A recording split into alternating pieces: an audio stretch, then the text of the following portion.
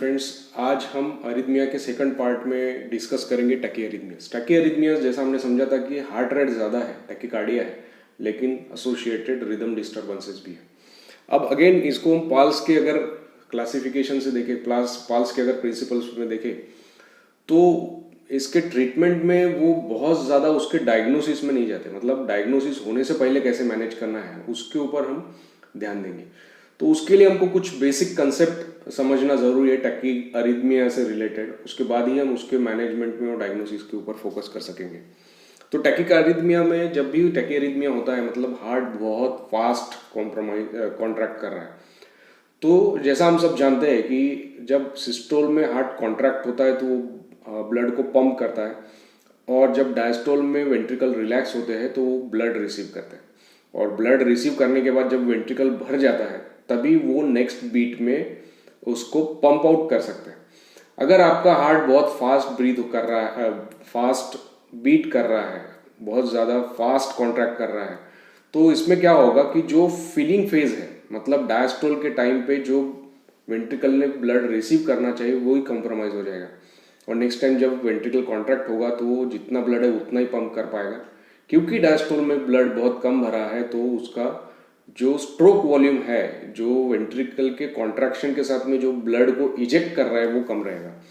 तो जैसा हमने समझा कि जैसे ही हार्ट रेट बढ़ता है उसका वेंट्रिकल का डायस्टोल कम हो जाता है, और डायस्टोल कम होने के कारण उसका जो सिस्टोलिक स्ट्रोक वॉल्यूम है वो कम हो जाता है।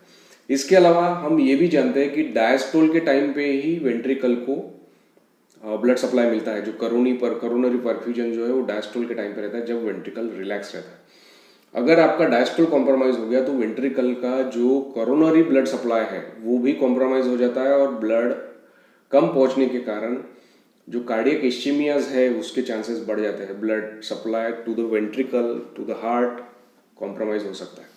दूसरा, इसका ऑक्सीजन डिमांड बढ़ जाता है। किसी भी मसल्स अगर ज़्यादा कॉन्ट्रैक्ट हो रहा है तो डेफिनेटली उसको ज़्यादा ऑक्सीजन लगेगा, और अगर ऑलरेडी ऑक्सीजन सप्लाई कम है तो उसका ऑक्सीजन सप्लाई कॉम्प्रोमाइज़ हो गया, अगेन वो इस्चीमिया हाइपोक्सिया के तरफ, कार्डियक हाइपोक्सिया की तरफ पेशेंट जा सकता है।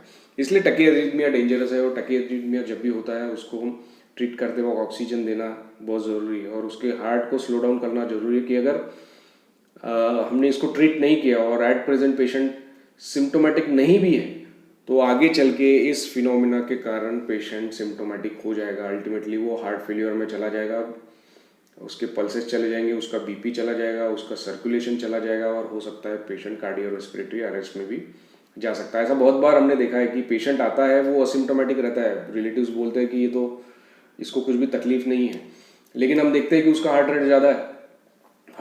आप ईसीजी देखो तो उसको टैकीअरिथमिया है। और अगर ये कंडीशन में पेशेंट को तुरंत ट्रीट नहीं किया जाए तो धीरे धीरे ओवर कुछ मिनटों में या कुछ घंटों में पेशेंट कॉम्प्रोमाइज़ होके कार्डियो रेस्पिरेटरी अरेस्ट में भी जा सकता है। इसलिए इसको रिकॉग्नाइज करना बहुत ज़रूरी है। सो टैकीअरिथमियास को अगर हम देखें तो उसकी पैथोलॉजी कहाँ पे है इसके हिसाब से हम डिवाइड कर सकते हैं। जैसे हमने साइनस ब्रैडिकार्डिया समझा था, वैसे साइनस टैकीकार्डिया भी रहता है। मतलब इम्पल्स बराबर एसए नोड से जनरेट हो रही है, एवी नोड तक जा रही है, और बराबर से P wave followed by QRS complex है, उसमें कोई वेरिएबिलिटी नहीं है, सारे पैरामीटर्स नॉर्मल है, हार्ट लेकिन फास्ट बीट कर रहा है। अब इसका क्या कारण है? ये नॉर्मल टैकीकार्डिया जैसे हमने हर बार देखा है कि फीवर के साथ में रहता है, एंजाइटी के साथ में रहता है, पेन रहता है उसके कारण से रहता है, या फिर किसी का बीपी कम है, स्ट्रेस है, कोई इंजुरी हुई है। तो ये जो नॉर्मल रिस्पॉन्स है बॉडी का इन सब स्टिमुलस को, उसमें हमको साइनस टैकीकार्डिया मिलेगा। अब ये साइनस टैकीकार्डिया को सुप्रावेंट्रिकुलर टैकीकार्डिया से डिस्टिंग्विश करना जरूरी है। अब सुप्रावेंट्रिकुलर टैकीकार्डिया क्या है? जो रीएंट्रेंट सर्किट होता है वो एवी कैनल के ऊपर है ना, इसका नाम ही सुप्रावेंट्रिकुलर है। सुप्रावेंट्रिकुलर मतलब वेंट्रिकल तक इम्पल्स आने के पहले से ही उसमें डिफेक्ट है। तो ये रीएंट्रेंट सर्किट रहता है जिसके कारण से पेशेंट टैकीअरिथमिया में जाता है। इसको हम बोलते हैं सुप्रावेंट्रिकुलर टैकीकार्डिया। अब ये सुप्रावेंट्रिकुलर टैकीकार्डिया के कारण बहुत सारे रह सकते हैं। मोस्टली ये रीएंट्रेंट सर्किट डिफेक्ट रहता है, मतलब जो हार्ट का कंडक्शन सिस्टम है उसी में कोई डिफेक्ट है जिसके कारण से ऐसा हो सकता है। या अब इसका क्लिनिकल प्रेजेंटेशन कैसा रहेगा? ये सुप्रावेंट्रिकुलर टैकीकार्डिया का जो क्लिनिकल प्रेजेंटेशन है उसमें हम देखेंगे कि पेशेंट स्टार्टिंग में असिम्प्टोमेटिक रहता है। बहुत बार हमने देखा है कि पेशेंट आया जस्ट इरिटेबिलिटी के साथ में आता है, उसको आप ईसीजी लगा दो तो आपको सुप्रावेंट्रिकुलर टैकीकार्डिया दिखा है, जबकि उसके पल्स, बीपी, ऑक्सीजन सब मेंटेन है, सिर्फ टैकीकार्डिया ये कंप्लेंट रहता है। और जब थोड़ी देर के बाद में जब आप इसको ट्रीट नहीं कर पाते या पेशेंट आपके पास लेट आता है, तब कंडीशन में हम देखेंगे तो उसको सर्कुलेशन डिरेंज हो जाएगा, उसका बीपी फॉल हो जाएगा, उसका कलर डस्की हो जाएगा, उसका सैचुरेशन लेवल फॉल हो जाएगा।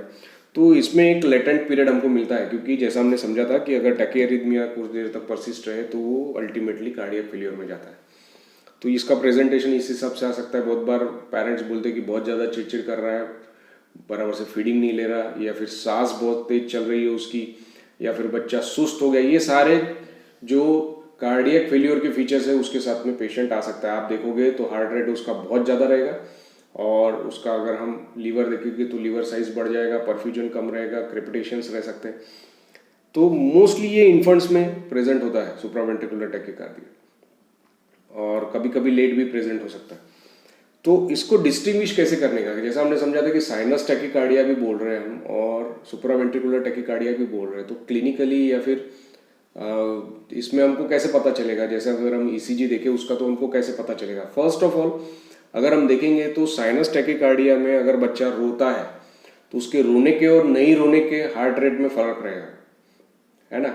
सबसे पहला तो हार्ट रेट ही अगर हम देखेंगे तो साइनस टैकीकार्डिया में अगर इन्फेंट देखते हैं तो हम वो लेस देन 220 रहेगा, 220 के ऊपर नहीं जाएगा। और अगर बड़ा बच्चा है, 1 साल के ऊपर का बच्चा है, तो 180 के ऊपर नहीं जाएगा, ठीक है। दूसरा, उसका जो हार्ट रेट का वेरिएशन मिलेगा, बच्चा रो रहा है या फिर आप आईवी डाल रहे हैं, उस वक्त उसका हार्ट रेट और ज़्यादा रहेगा, और जैसा ही वो थोड़ा सा सो जाता है वो थोड़ा सा कम हो जाएगा। वो वेरिएशन आपको सुप्रावेंट्रिकुलर टैकीकार्डिया में नहीं मिलेगा। सुप्रावेंट्रिकुलर टैकीकार्डिया में कांस्टेंट हार्ट रेट चलते रहेगा, वो ईसीजी का एक यूनिफॉर्म पैटर्न आपको दिखेगा। इसमें बीट टू बीट वेरिएबिलिटी मिलेंगी आपको साइनस टैकीकार्डिया में, और हार्ट रेट का फर्क रहेगा। सुप्रावेंट्रिकुलर टैकीकार्डिया में डायग्नोसिस भी हम तब करते हैं जब इन्फेंट का हार्ट रेट मोर देन 220 रहे और चिल्ड्रन का हार्ट रेट मोर देन 180 रहे, तभी हम उसको सुप्रावेंट्रिकुलर टैकीकार्डिया डायग्नोस करते हैं। पी वेव अगर हम साइनस टैकीकार्डिया में देखेंगे तो नॉर्मल रहेगी। सुप्रावेंट्रिकुलर टैकीकार्डिया में हो सकता है हमको पी वेव मिले ही नहीं, और अगर मिलती भी है तो एबनॉर्मल है। बहुत बार क्यूआरएस कॉम्प्लेक्स के बाद में पी वेव मिलती है ना। वेरिएबल पीआर इंटरवल, जैसा हमने समझा था कि हार्ट रेट वेरिएबिलिटी रहती है, जिसके कारण से पीआर इंटरवल भी वेरिएबल रहेगा, यहाँ पे वो फिक्स रहेगा। पीआर इंटरवल कैलकुलेट ही नहीं कर सकती इनफैक्ट, क्योंकि पी वेव भी आपकी ढंग से दिख नहीं रही, तो पीआर इंटरवल कैलकुलेट करना मुश्किल रहेगा दोनों में। लेकिन नैरो क्यूआरएक्स कॉम्प्लेक्स रहता है। अब नैरो क्यूआरएक्स कॉम्प्लेक्स हमने ईसीजी के चैप्टर में समझा था कि अडल्ट में 0.12 सेकंड के से कम रहता है, और पीडियाट्रिक पेशेंट में लेस देन 0.09 सेकंड से कम रहता है।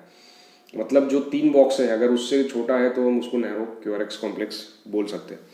अब ये सुप्रावेंट्रिकुलर टैकीकार्डिया का अगर साथ में बंडल ब्रांच ब्लॉक है, ऐसा हो सकता है कभी कभी जब ये मायोकार्डियल इन्फेक्शन के साथ प्रेजेंट करता है, तो ऐसे कंडीशन में कभी कभी सुप्रावेंट्रिकुलर टैकीकार्डिया बंडल ब्रांच के साथ में कभी कभी वाइड क्यूआरएक्स कॉम्प्लेक्स के साथ में प्रेजेंट होता है। अब वाइड क्यूआरएक्स कॉम्प्लेक्स मतलब मोर देन 3 जो स्मॉल स्क्वायर है उससे बड़ा अगर आपका क्यूआरएक्स कॉम्प्लेक्स है तो उसको अपन वाइड क्यूआरएक्स कॉम्प्लेक्स बोल सकते हैं। और यही वेंट्रिकुलर टैकीअरिथमिया में होता है। वेंट्रिकुलर टैकीअरिथमिया मतलब वेंट्रिकल में कंडक्शन डिफेक्ट है, वेंट्रिकल का जो पाथवे है उसी में कंडक्शन डिफेक्ट है, और ऐसे कंडीशन में ये वाइड क्यूआरएक्स कॉम्प्लेक्स मिल सकता है। अब वेंट्रिकुलर जो टैकीअरिथमियाज है वो मोस्टली पल्सलेस आते हैं।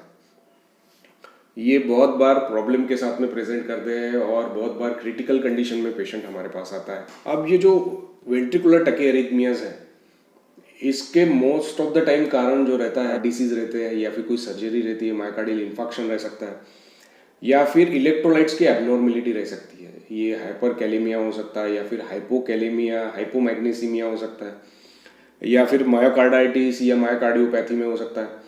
इसमें जैसे वेंट्रिकुलर टैकीअरिथमियाज में अगेन उसको हम 2 टाइप में देख सकते हैं, एक तो मोनोमॉर्फिक और दूसरा पॉलीमॉर्फिक। मोनोमॉर्फिक मतलब एक जैसा पैटर्न आ रहा है, उसमें देखेंगे तो क्यूआरएक्स कॉम्प्लेक्स वाइड तो है लेकिन यूनिफॉर्म दिख रहे हैं, तो इसमें supraventricular tachycardia with bundle branch block रहने के चांसेस ज़्यादा है। और ऐसे कंडीशन में आपका जो एडिनोसिन है उसका रोल रह सकता है। दूसरा रहता है पॉलीमॉर्फिक। पॉलीमॉर्फिक मीन्स उसका कोई पैटर्न नहीं है, जिसको हम टॉर्सिडी पॉइंटिस भी बोलते हैं। वो अगर वेंट्रिकुलर टैकीकार्डियमियाज है तो वो मोस्टली पल्सलेस ही आएगा, और ऐसे कंडीशन में फिर आपको उसको सीपीआर देना होता है, ये शॉकेबल रिदम है क्या देखना पड़ता है, और उस हिसाब से आपको शॉक देना पड़ता है, अंडरलाइन कॉज को आपको ट्रीट करना पड़ता है। तो इस प्रकार से ये वेंट्रिकुलर टैकीकार्डिमिया अगर मोनोमॉर्फिक है तो हो सकता है कि उसमें अपना एडिसन का रोल हो सकता है कि ये सुप्रावेंट्रिकुलर ओरिजिन का हो और इसमें पल्स मेंटेन रह सकती है। वेयर एज पॉलीमॉर्फिक में हम देखेंगे तो इसमें एडिनोसिन का कोई रोल नहीं रहता, इसमें पल्स मिलना मुश्किल है, और ये most of the time life threatening के जाता है, सीधा पेशेंट को सीपीआर ही लगता है। तो इस प्रकार से हम वेंट्रिकल का अगर टैकीकार्डिमिया है, अगर उसमें हमको वाइट क्यूआरएक्स कॉम्प्लेक्स मिल रहा है तो हमको उसको मोनोमॉर्फिक है या पॉलीमॉर्फिक है उसमें डिस्टिंग्विश करना जरूरी है। एक इसमें जो समझना है वेंट्रिकुलर टैकीकार्डिमिया वो है लॉन्ग क्यूटी सिंड्रोम। ये लॉन्ग क्यूटी सिंड्रोम हमने डिस्कस किया हुआ है। तो जब भी पेशेंट को लॉन्ग क्यूटी सिंड्रोम रहता है और उसके साथ में कुछ ऐसे ड्रग्स पेशेंट को मिल जाते हैं जो क्यूटी इंटरवल को और प्रोलॉन्ग करते हैं, तो ऐसे कंडीशन में पेशेंट फिर वेंट्रिकुलर टैकीकार्डिमिया में जा सकता है। इसलिए ये क्यूटी इंटरवल जब पेशेंट असिम्प्टोमेटिक है तब भी आपने डायग्नोज करके इस चीज़ को आप अवॉइड कर सकते हैं। अब हम समझेंगे कि टैकीकार्डिमिया के मैनेजमेंट में कैसे हमको करना है। तो जैसे मैंने कहा था कि टैकीकार्डिमिया में आपको ईसीजी देख के ही डिसीजन आप ले सकते हैं। ऐसा ज़रूरी नहीं है कि उसका अंडरलाइंग कॉज पता चलने के बाद ही आप ट्रीटमेंट शुरू करें। फॉर एग्जाम्पल, अगर टैकीकार्डिमिया है लेकिन पल्स अब्सेंट है तो अगेन ये पल्सलेस कंडीशन में हमको पेशेंट को सीपीआर शुरू करना है, जो हमने बेसिक लाइफ सपोर्ट में डिस्कस किया है। अगर पल्स पाल्पेबल है तब हमारा क्वेश्चन आता है कि ये नैरो क्यूआरएक्स कॉम्प्लेक्स है कि वाइड क्यूआरएक्स कॉम्प्लेक्स है। अगर ये नैरो क्यूआरएक्स कॉम्प्लेक्स है, मतलब जो क्यूआरएस कॉम्प्लेक्स का ड्यूरेशन है लेस देन 3 स्मॉल स्क्वायर है, तो ऐसे कंडीशन में हमको उसको 2 कंडीशन में उसको डिस्टिंग्विश करना है, क्या ये हमारा साइनस टैकीकार्डिया है या फिर सुप्रावेंट्रिकुलर टैकीकार्डिया। जैसा हमने समझा था कि साइनस टैकीकार्डिया में किसी भी मेडिसिन का रोल नहीं रहता, वहाँ पे आपको अंडरलाइन कॉज को ट्रीट करना पड़ता है। मतलब आपका पीवे फॉलोड बाय क्यूआरएक्स कॉम्प्लेक्स है, उसमें पल्स टू पल्स वेरिएबिलिटी है, इन्फेंट में लेस देन 220 है, चाइल्ड में लेस देन 180 है, पीआर इंटरवल मेंटेन है, और उसका duration less than 0.12 second adult में या फिर 0.09 सेकंड पीडियाट्रिक पॉपुलेशन में। तो ऐसे कंडीशन में हम उसको बोलेंगे कि ये साइनस टैकीकार्डिया है, उसके अंडरलाइन कॉज को हमको ट्रीट करना है। वहाँ पे पल्स है नहीं रहे, मेडिसिन का रोल नहीं है, यहाँ पे आपको अंडरलाइन कॉज को ट्रीट करना है। मतलब अगर शॉक है तो शॉक को ट्रीट कीजिए, फीवर है तो फीवर को सबसाइड कीजिए, कोई अगर ड्रग चल रहा है तो उसको कंट्रोल कीजिए, एंजाइटी है, पेन है तो उसको रिलीव कीजिए, अंडरलाइन कॉज को ट्रीट कीजिए। सेकंड पार्ट में हमने समझा था कि सुप्रावेंट्रिकुलर टैकीकार्डिया, जो हमने समझा था कि मोनोमॉर्फिक कैसे आपको क्यूआरएक्स कॉम्प्लेक्स मिलेंगे, नैरो क्यूआरएक्स कॉम्प्लेक्स मिलेंगे, उसमें पल्स टू पल्स वेरिएबिलिटी नहीं रहेंगी। मतलब बच्चा रो भी रहा है, हिल डुल रहा है, आप प्रिक कर रहे हो, फिर भी हार्ट रेट बहुत ज़्यादा वेरिएबल नहीं हो रहा। कंसिस्टेंटली एक जैसे दिखने वाले क्यूआरएक्स कॉम्प्लेक्स दिखेंगे, पी वेव को इंटरप्रेट करना मुश्किल रहेगा। इन्फेंट में हार्ट रेट मोर देन 220 रहेगा, चिल्ड्रन में मोर देन 180 रहेगा। ये सारे फीचर्स रहेंगे तो हम बोलेंगे इसको सुप्रावेंट्रिकुलर टैकीकार्डिया। अब सुप्रावेंट्रिकुलर टैकीकार्डिया था, हमने समझा था कि इनिशियल स्टेज में वो असिम्प्टोमेटिक रह सकते हैं, उसके क्लिनिकल प्रेजेंटेशन में टैकीकार्डिया के अलावा कुछ नहीं मिल सकता, और सब्सिक्वेंटली जैसे जैसे ये ज़्यादा देर के लिए परसिस्ट करता है तो ऐसे कंडीशन में उसका परफ्यूजन कॉम्प्रोमाइज़ होना शुरू होता है। उसका हम देखेंगे सीआरटी डिलेड होगा, बीपी फॉल होगा, पेशेंट अल्टर्ड मेंटल स्टेट में जाएगा। तो हमने उसको सबसे पहले परफ्यूजन देखना है। अगर पेशेंट आपके पास में और परफ्यूजन अच्छा है, मतलब पेशेंट अर्ली आपके पास प्रेजेंट हुआ है, आप उसको लेस इन्वेजिव इससे मैनेज कर सकते हैं। तो हम सबसे पहले तो उसको हम वैगल मैन्योर करेंगे। वैगल मैन्योर में क्या करते हैं, एक आइस पैक लेके पेशेंट के आइस के ऊपर रख देते हैं। बाकी भी शुरुआत में वल्साल्वा मैन्युअल और बाकी सारी चीज़ें दी गई थी, लेकिन अभी वो बोलते हैं कि सिर्फ आइस पैक को लेके आपको आइस के ऊपर रखना है। उसमें भी आपको देखना है आइस को डैमेज नहीं होना चाहिए। तो उसमें अगर वैगल मैन्योर करने के बाद में बहुत बार पेशेंट रिकवर हो जाता है। अगर नहीं होता तो आप उसको एडेनोसिन दे सकते हैं। एडेनोसिन का डोज 0.1 mg पर kg के हिसाब से आप देते हैं। अडल्ट में 6 mg तक के दे सकते हैं। इसको रैपिड पुश की तरह देते हैं। तो एक 3-वे कनेक्ट करके आप 2 सिरिंजेस लेते हैं। एक सिरिंज से पहले एडेनोसिन देते हैं और उसके बाद में रैपिडली आपको सलाइन फ्लश देना है। जहाँ तक हो सके जो कैनुला है हार्ट के पास में रखना है आपको, यहाँ पे नहीं लगाना, आपको यहाँ पे लगाना है ताकि वो तुरंत हार्ट तक के पहुँच जाए। अगर लेफ्ट साइड में अगर आप लगा पाए, आपको अगर एंटीक्यूबेंडल वेल मिल जाए तो फिर वो प्रिफर सिचुएशन है। तो ऐसे कंडीशन में आपको एडिनोसिन देना है। अगर एडिनोसिन देने के बावजूद भी अगर वो रिवर्ट नहीं हुआ तो आप सेकंड और थर्ड डोज ट्राई कर सकते हो, क्योंकि आपका परफ्यूजन मेंटेन है। लेकिन अगर परफ्यूजन कॉम्प्रोमाइज़ हो गया तो बाय द टाइम आप सारे प्रिपरेशन कर रहे हैं, ये 2 सिरिंज, 3-वे कैनुला, IVSS और ये सारी चीज़ें कर रहे हैं, आप वाल्सल वैगल मैनुअल कर सकते हैं, आंखों के ऊपर आइज रख सकते हैं, आइस पैक लगा सकते हैं, और उसके बाद नहीं होता है तो तुरंत एडिनोसिन एक दे के देख सकते हैं। क्योंकि बहुत बार हमने देखा है कि एडिनोसिन देते बराबर वो रिवर्ट हो जाता है। अगर रिवर्ट नहीं हुआ तो बहुत ज़्यादा हमको एडिनोसिन देते हुए नहीं रुकना है, हमको कार्डियोवर्जन करके तुरंत साइनस रिदम अचीव करना ज़रूरी है ना। तो जैसे ही ये आपका सुप्रावेंट्रिकुलर टैकीकार्डिया साइनस रिदम में कन्वर्ट हो जाता है, उसके कॉम्प्लेक्सेस नॉर्मल हो जाते हैं, सर्कुलेशन धीरे धीरे इंप्रूव हो जाएगा और पेशेंट भी इंप्रूव हो जाएगा, जो शॉक में से वो बाहर आ जाएगा। बहुत बार ऐसे कंडीशन में हमको कुछ मेडिसिन भी देने पड़ते हैं, लेकिन बाद में आप उसमें कार्डियोलॉजिस्ट का ओपिनियन ले सकते हैं। कार्डियोलॉजिस्ट बहुत बार आके उसमें फिर बाकी के ड्रग्स ऐड कर सकते हैं, मेंटेनेंस में डाल सकते हैं।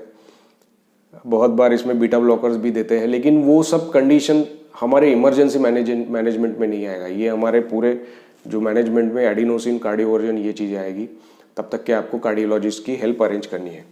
अगर वाइड QRS कॉम्प्लेक्स है, पल्स पाल्पेबल है, लेकिन QRS कॉम्प्लेक्स वाइड है, तो आपको परफ्यूजन देखना है।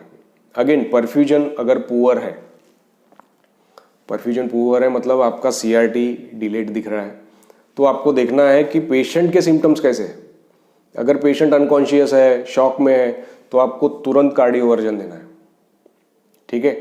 और अगर नहीं, लेकिन उसका जो सर्कुलेशन तो पुअर है, लेकिन पेशेंट अभी भी अलर्ट है, बात कर पा रहा है, BP अभी भी लग रहा है कम है लेकिन लग रहा है, या फिर सिस्टोलिक और डायस्टोलिक का डिफरेंस कम हो गया है, तो ऐसे कंडीशन में आप उसको ड्रग का ट्रायल दे सकते हैं। उसको आप एडिनोसिन या फिर एमियोडायरेन या प्रोकामाइड ये दे सकते हैं। एडिनोसिन का रोल कब है, जब जो QRS कॉम्प्लेक्स है वो मोनोमॉर्फिक है, एक जैसे दिख रहे हैं, तो ऐसे कंडीशन में चांसेस है कि supraventricular tachycardia along with aberrant pathway इस प्रकार का प्रेजेंटेशन रह सकता है, और ऐसे कंडीशन में ही एडिनोसिन का रोल है। अगर QRS कॉम्प्लेक्स आपके हेपाजार्ड है तो उसमें एडिनोसिन का रोल नहीं है, अपने डायरेक्ट एमिडोरियम पे जाना चाहिए, ठीक है। और अगर समझो ये आपका परफ्यूजन एडिक्वेट है और यूनिफॉर्म QRS कॉम्प्लेक्स है तो आप एडिनोसिन देंगे, और अगर यूनिफॉर्म नहीं है, पॉलीमॉर्फिक के टाइप का है, वेंट्रिकुलर टैकीकार्डिया के टाइप का है, तो हम उसको सिर्फ एमियोडायरेन या प्रोकेनामाइड ही देंगे। और जैसे ही पेशेंट अगर कभी पुअर परफ्यूजन में जाता है या फिर उसका जो कार्डियोपल्मोनरी स्टेटस है वो कॉम्प्रोमाइज़ होता है, तो तुरंत आपको उसे कार्डियोवर्जन करना है, शॉक देना है, ठीक है। तो कार्डियोवर्जन देना या नहीं देना वो पेशेंट के क्लिनिकल कंडीशन पे हमको डिपेंड करना है, क्लिनिकल कंडीशन पे डिसाइड करना है। अगेन इनके अंडरलाइन कॉजेज को हमको देखना है, उसका सैंपल भेजना है, सैंपल में हमको देखना है कि कैल्शियम कैसा है, पोटेशियम कैसा है, जो हमने टॉक्सिन्स समझे थे, मेडिसिन समझे थे, उन सबको समझना है, उनके हिसाब से आपको ट्रीटमेंट देना है। और अगर हाइपोक्सिया है उसको ट्रीट करना है, क्योंकि ये सारी चीज़ें को हम जब तक ट्रीट नहीं करेंगे हमारा अरिथमियाज इम्प्रूव नहीं होने वाला।